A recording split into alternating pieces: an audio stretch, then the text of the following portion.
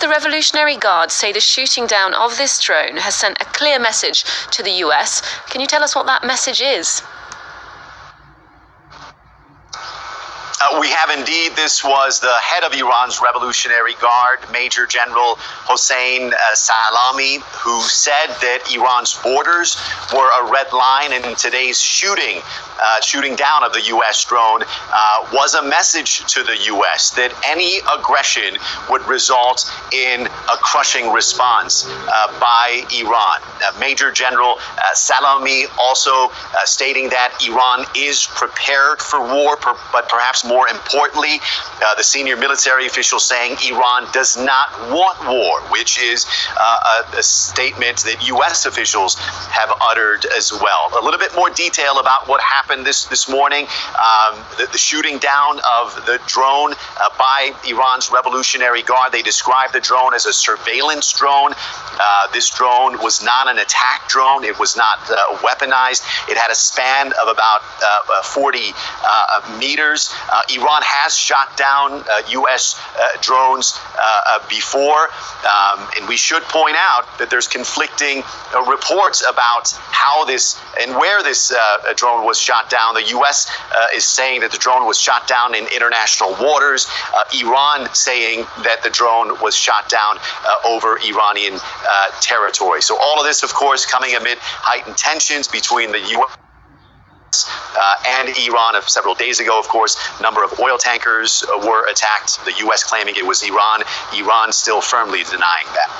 And we mentioned the recent incidents in the Strait of Hormuz. That's an extremely important energy route. About a fifth of the world's oil passes through there. Can you tell us about some of the international interests at stake and Iranian interests too? Yeah, you stated the interest. About a fifth of the world's oil supply moves through this very narrow strait that's about 30 kilometers in width. This is between the Persian Gulf and the Gulf of Oman. So obviously, any impediment to this strait will wreak havoc to the global oil markets. Obviously, it would raise oil prices in the West, in the U.S. The U.S. doesn't want that. One of the major interests of the U.S., especially in the Strait of Hormuz in this region, is the free flow, free navigation.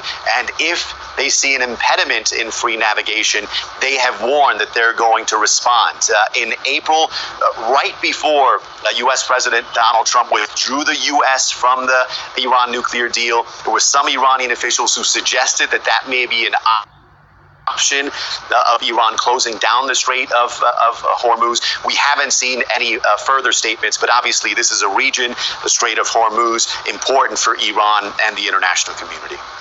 Now, in terms of the Iranian position on the drone incident this morning, it does seem exceptionally coordinated, a consensus between all branches of power there. Can you give us some of the details on that? Yeah, the consensus has been in place for a number of months, ever since U.S. President Donald Trump came into power, threatened to pull the U.S. Out of the Iran nuclear deal, and eventually doing so. All political factions, moderate fundamentalist principles, have been united in responding to the maximum pressure campaign from Washington.